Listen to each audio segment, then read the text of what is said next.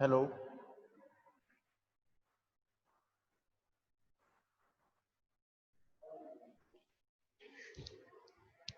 Good morning. कल हमने motivation या अभिप्रेरण को समझा था, जिसके लिए हमने एक ग्राफ का यूज किया था। देखिए, अगर हम अभिप्रेरण की बात करें तो देखिए, हमेशा प्रारंभ में जब भी अभिप्रेरण स्टार्ट होगा वो हमेशा शून्य होगा। अर्थात जब भी हम किसी चीज को देखते हैं, हम मोटिवेट हो रहे हैं, अभिप्रेरण हमारे में विकसित हो रहा है, तो वो हमेशा क्या होगा? जीरो होगा। ठीक यही कंडीशन एक भूखे कुत्ते में होती है। अर्थात जब कोई कुत्ता भूखा है, अर्थात धीरे धीरे उसकी भूख बढ़ रही है, लेकिन जब तक उसको भूख नहीं लगी उसका अभिप्रेरण क्या है? जीरो है। लेकिन जैसे ही उसको भूख लगना बढ़ती है, उसका अभिप्रेरण धीरे धीरे धीरे क्या होगा? बढ़ेगा। अब देखिए, अभिप्रेरण बढ़ रहा है, अभिप्रेरण बढ़ रहा है, भूख बढ़ रही है, तो अब वो कुत्ता क्या करेगा? वो कुत्ता भोजन की खोजबीन करेगा, अर्थात उस भोजन की तलाश करेगा। इसीलिए अभिप्रेरण की प्रक्रिया को 3 चरणों में समझा जाता है। सबसे पहला जो चरण होता है वो होता है खोजी व्यवहार या खोजी अभिप्रेरण।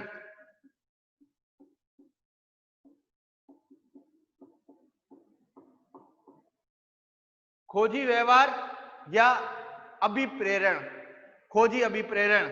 अब कहने का मतलब क्या है कि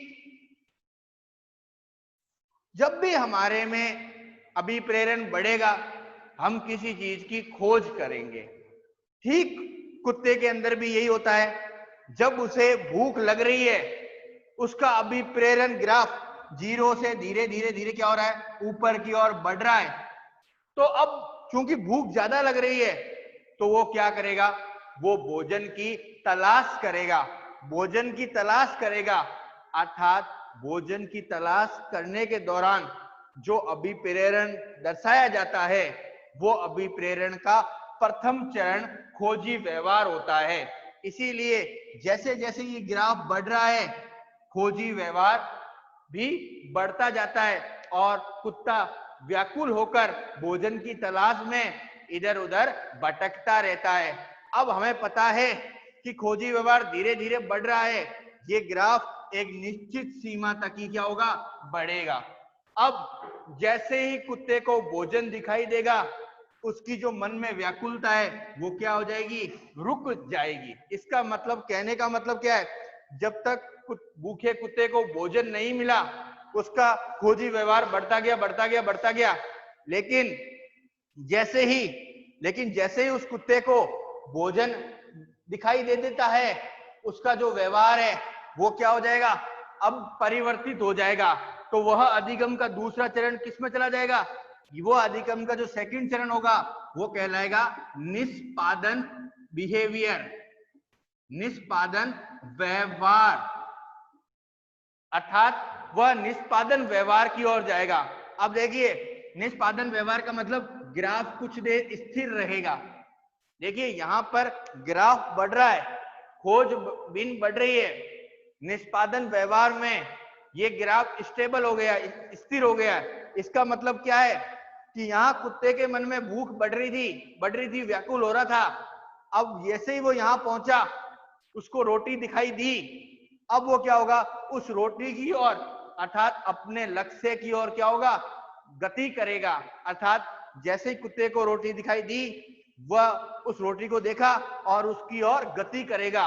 अब देखिए, गति कर रहा है, तो इसका मतलब जो खोजी व्यवहार का जो ग्राफ है, अब क्या हो जाएगा? स्थिर हो जाएगा। अब वो कुत्ता उस रोटी की ओर जा रहा है। ये उसका कौन सा व्यवहार है? ये उसका अभिप्रेरण का द्वितीय चरण निष्पादन व्यवहार है। और अगर आप इसको इंग्लिश में समझना चाहें तो खोजी व्यवहार को कहते हैं एपिटिव बिहेवियर। एपिटिव बिहेवियर खोजी व्यवहार, निष्पादन व्यवहार को कहते हैं कंज्यूमेटरी बिहेवियर। अब निष्पादन व्यवहार, अब हमें पता है कि यहां पर कुत्ते का भूख बढ़ी, खोजी व्यवहार बढ़ा। यहां तक पहुंचा, कुत्ते को रोटी दिखाई दी, कुत्ता उसकी दिशा में गया। अब जैसे ही कुत्ता रोटी खाएगा, अर्थात उसकी भूख क्या होगी, अब शांत हो जाएगी। जैसे ही कुत्ते की भूख शांत होगी, ये ग्राफ क्या होगा, धीरे धीरे धीरे वापस नीचे की ओर गिरेगा। अब देखिए, इस ग्राफ जैसे ही नीचे की ओर गिर रहा है, ये इसका तृतीय व्यवहार निष्क्रिय व्यवहार कहलाता है। तो देखिए, इस ग्राफ के द्वारा हमने अभिप्रेरण के 3 चरणों को पढ़ा कि पहला अभिप्रेरण का कौन सा चरण है, खोजी चरण। अब मैं ग्राफ में एक एक चीज में नोटेट करा देता हूं कि खोजी चरण कहां तक होगा। यहां से लेकर, इस पॉइंट से लेकर, 0 से लेकर यहां तक का जो व्यवहार होता है वो कहलाता है खोजी व्यवहार। अब देखिए, खोजी व्यवहार कब तक रहेगा, जब तक भोजन दिखाई नहीं दे रहा है, खोजबीन कर रहा है, भोजन की तलाश कर रहा है। जैसे ही उसको भोजन दिखाई देता है तो वो क्या करेगा, कुत्ता उस भोजन की ओर गति करेगा।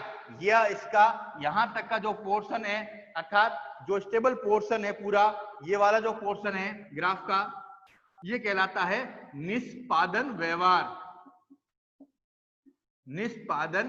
व्यवहार। और हम जानते हैं कि खोजी व्यवहार खोजना, निष्पादन में भोजन की ओर जाना। जैसे ही उस कुत्ते को रोटी दिखी, वो उसकी ओर गया, उसने रोटी खाई, इसका मतलब अब उसकी भूख क्या हो गई है, शांत हो गई है। अब धीरे धीरे जो अभिप्रेरण का ग्राफ है वो क्या होगा, घटेगा। इस प्रकार के व्यवहार को निष्क्रिय व्यवहार कहते हैं।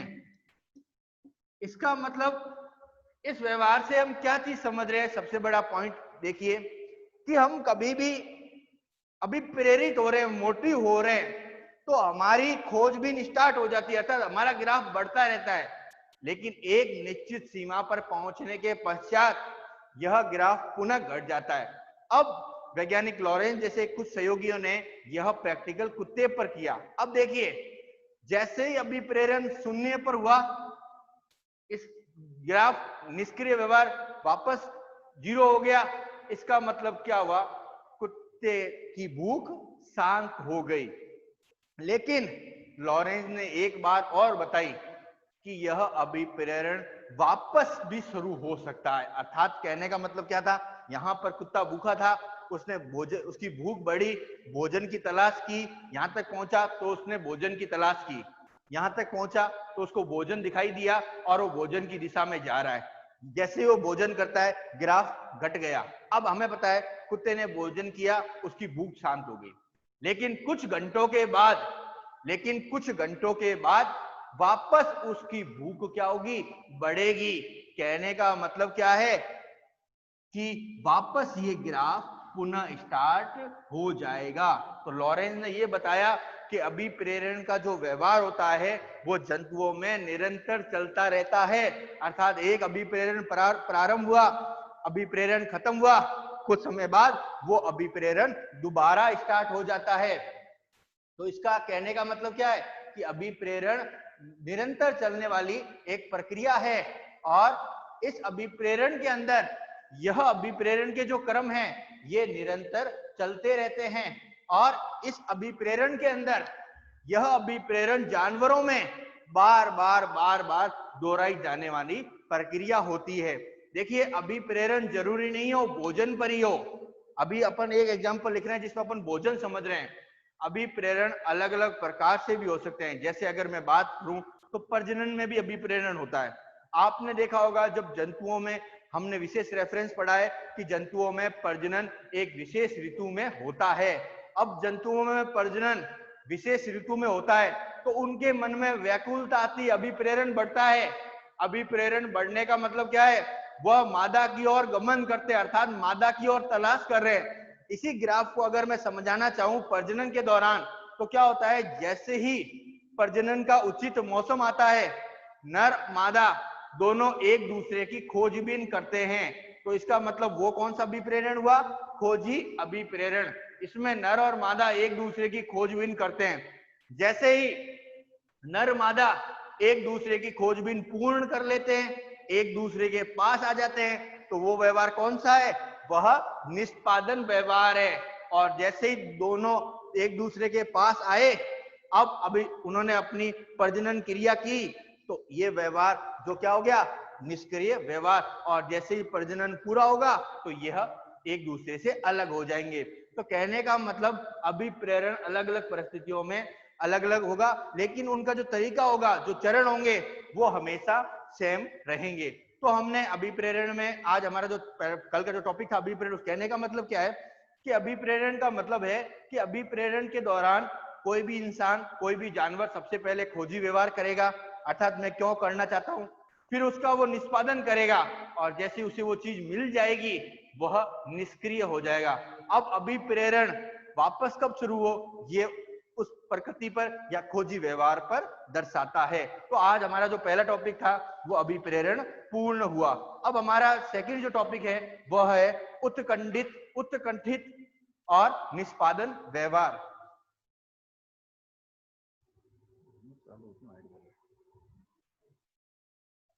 उत्कंठित और निष्पादन व्यवहार।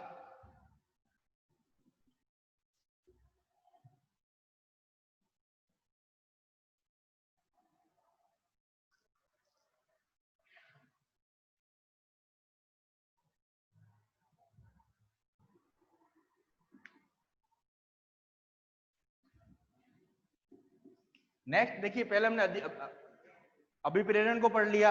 अब हमारा नेक्स्ट टॉपिक रहेगा उत्कंठित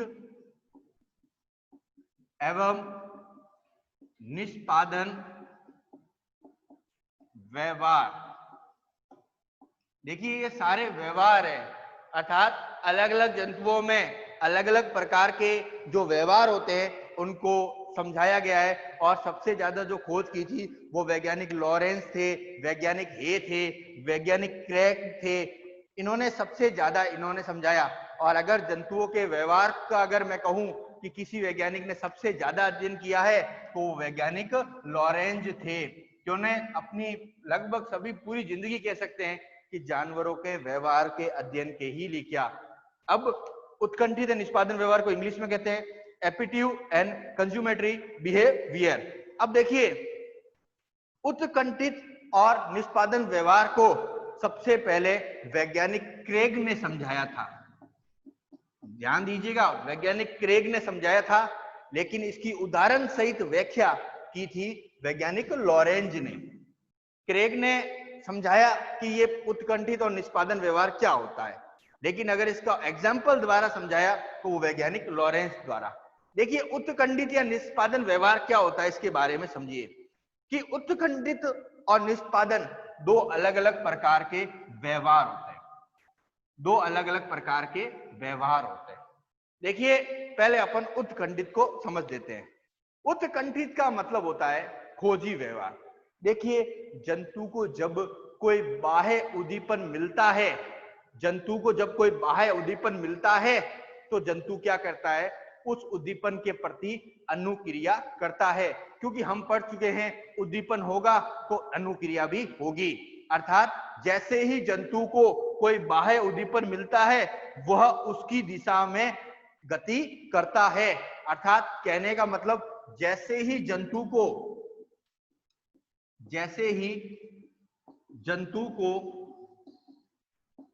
कोई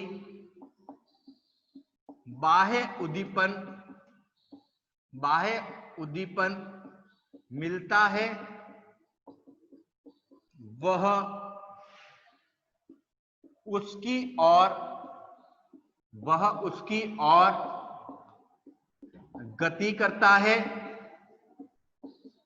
वह उसकी ओर गति करता है, एवं यह व्यवहार परिवर्तनीय होता है।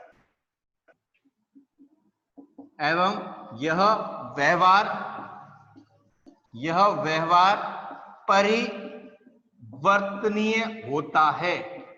सबसे इंपॉर्टेंट पॉइंट ध्यान रखना कि जैसे ही जंतु को कोई बाह्य उद्दीपन मिला वह उसकी ओर गति करता है और यह व्यवहार परिवर्तनीय होता है। अब उत्कंठित को अपन एक छोटे से एग्जाम्पल के द्वारा समझ लेते हैं। अपन ने कुछ दिन पहले उद्दीपन अनुक्रिया के अंदर युग्लिना का एग्जाम्पल लिया था। अपन ने क्या कहा था उस एग्जाम्पल के अंदर कि युग्लिना अलवणीय जल का प्राणी है, प्रोटोजोआ संघ का सदस्य है, यह प्रकाश की दिशा में गति करता है। अब प्रकाश की दिशा में वह गति कर रहा है, अर्थात जहां भी प्रकाश की तेज किरणें आएगी युग्लिना गति करेगा। लेकिन ध्यान रखिए, जहां पर प्रकाश की तेज किरण गिरती है युग्लिना वहां नहीं पाया जाता है। अर्थात अगर मैं कहूं कि यहां इस एरिया में प्रकाश की तेज किरणें गिर रही है तो युग्लिना इस एरिया के या तो थोड़ा आगे या थोड़ा पीछे या नीचे की ओर गति करता है। अर्थात ये तीन जो पोर्शन है, इन तीनों पोर्शन में वो गति करेगा। अब देखिए, इन तीनों पोर्शन में गति करता है। अब देखिए, मैं इस लाइन को इस एग्जांपल से समझाता हूं। मैंने बाह्य, देखिए पहली लाइन क्या है, जैसे ही जंतु को कोई बाह्य उद्दीपन मिलता है, मैंने बाह्य उद्दीपन क्या दिया, मैंने प्रकाश, लाइट, जैसे ही मैंने उसको प्रकाश या लाइट दी तो ये क्या हो गया, एक बाह्य उद्दीपन है। अब जैसे ही जंतु को कोई बाह्य उद्दीपन मिला, लाइट मिली, वह उसकी ओर गति करता है। अब युग्लिना की विशेषता क्या होती है, यह उसकी ओर गति करेगा। अर्थात जहां जहां प्रकाश है यह उसके पास ही क्या करता है, गति करता है। अब सेकंड पॉइंट समझ में आ गया कि वह उसकी ओर गति करता है। अब थर्ड पॉइंट क्या है, यह व्यवहार परिवर्तनीय है। कहने का मतलब क्या है, अभी अपन जानते हैं सूर्य की प्रकाश धीरे धीरे आगे बढ़ता रहता है, अर्थात दिशा जो उसकी होती है, दिशा वो चेंज होती है। अभी सूर्य का प्रकाश यहाँ है तो युग्लिना इसके पास गति कर रहा है। थोड़ी देर बाद अगर प्रकाश आगे की ओर गिर रहा है तो युग्लिना आगे की ओर गति करेगा। इसका मतलब, इसका व्यवहार क्या है, प्रकाश के अकॉर्डिंग है। जहां जहां लाइट जाएगी वहां ये गति करता रहेगा। इसका मतलब यह जो व्यवहार है वह क्या है, परिवर्तनीय है। तो कहने का मतलब क्या है, उत्खंडित का मतलब क्या है, जैसे ही जंतु को कोई बाह्य उद्दीपन मिला, लाइट मिली, वह उसकी ओर गति करता है और यह व्यवहार परिवर्तनीय है। अब जैसे ही मैंने लाइट बंद की वह रुक जाएगा, और मैंने यहां से हटा के यहां लाइट चालू की तो वो वहां चला जाएगा। इसका मतलब युग्लिना का जो व्यवहार होता है वह क्या होता है, परिवर्तनीय होता है। अब सेकंड पॉइंट आता है निष्पादन व्यवहार। देखिए निष्पादन व्यवहार, अपन पॉइंट वाइज पढ़ रहे हैं, पहले उत्कंठित को पढ़ लिया, अब अपन निष्पादन को पढ़ रहे हैं।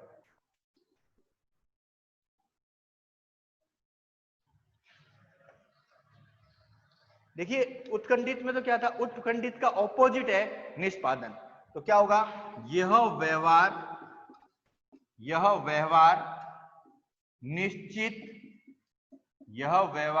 निश्चित एवं अपरिवर्तनीय है।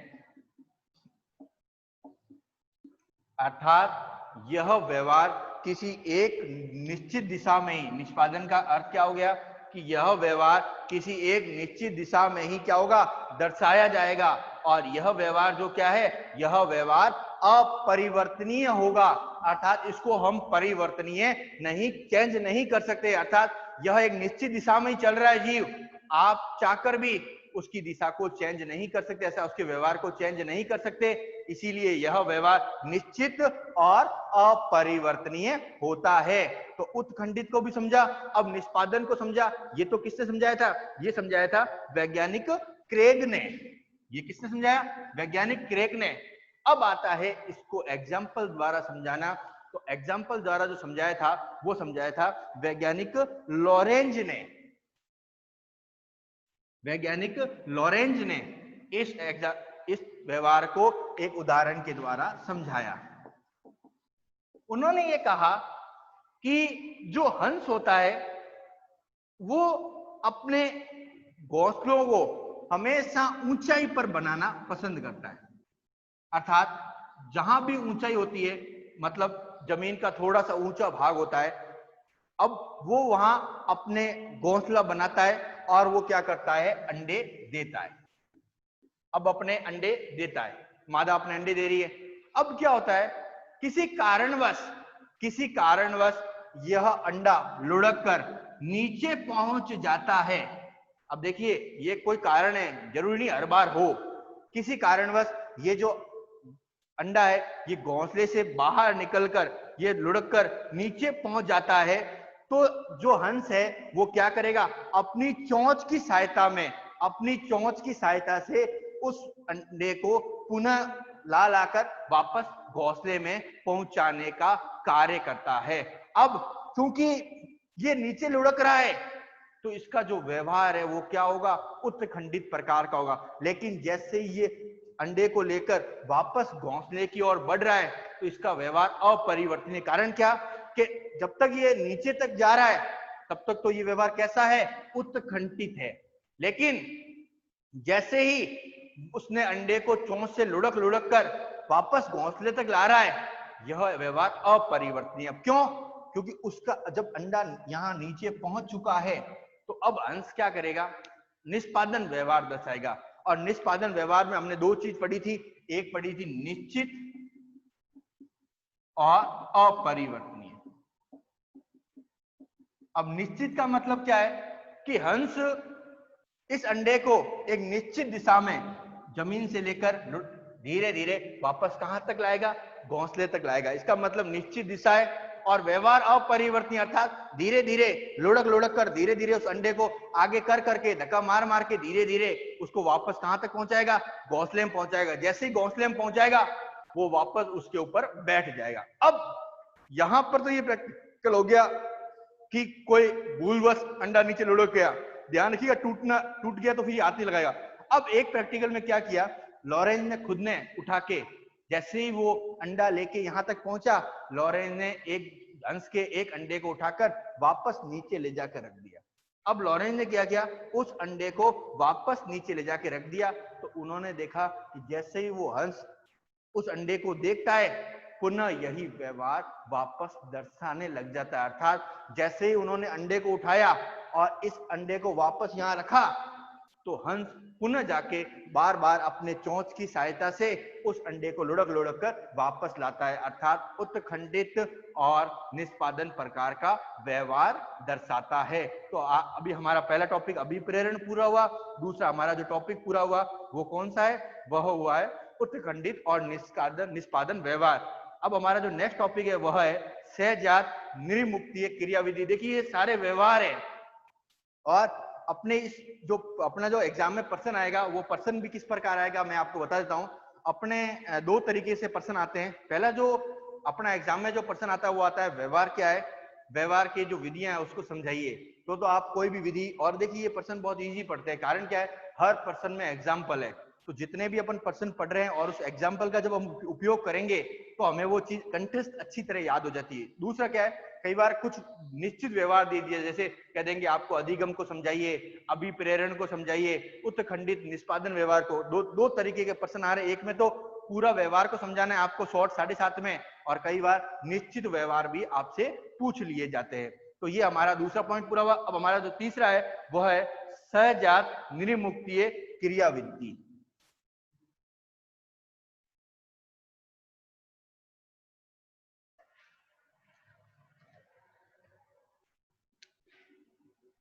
सहजात निर्मुक्तीय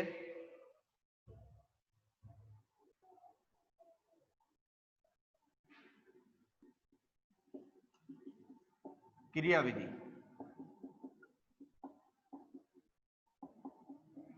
सहजात निर्मुक्तीय क्रियाविधि जिसको इनेट रिलीजिंग मैकेनिज्म, इनेट रिलीजिंग मैकेनिज्म या IRM भी कहते हैं। इनेट रिलीजिंग मैकेनिज्म या IRM भी कहते हैं। अब देखिए इसको भी सबसे पहले अगर किसी ने समझाया है तो इसको भी सबसे पहले लॉरेंज ने समझाया था। अब आप समझ सकते हैं कि जंतुओं के व्यवहार में लॉरेंज का कितना बड़ा योगदान है, क्योंकि इस प्रक्रिया को भी लॉरेंज ने समझाया था। अब लॉरेंज ने क्या कहा कि प्राणियों के शरीर में स्वयं बनी, कहने अब इसकी डेफिनेशन समझिए, प्राणियों के शरीर में स्वयं बनी प्रक्रिया है,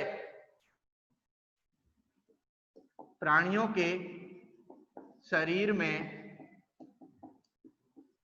IRM स्वयं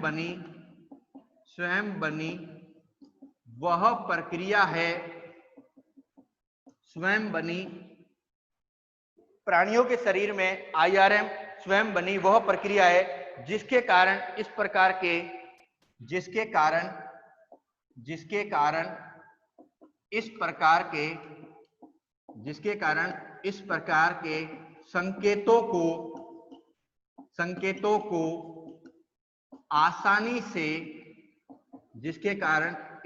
के संकेतों को आसानी से पहचाना जाता है, इसे सहजात निर्मुक्तीय क्रियाविधि कहते हैं। अब इसमें जो उन्होंने एग्जाम्पल लिया था वो नर स्टिकल रैंक मछली का लिया था। अब इससे जो आगे के टॉपिक है उसको अपन कल पढ़ेंगे।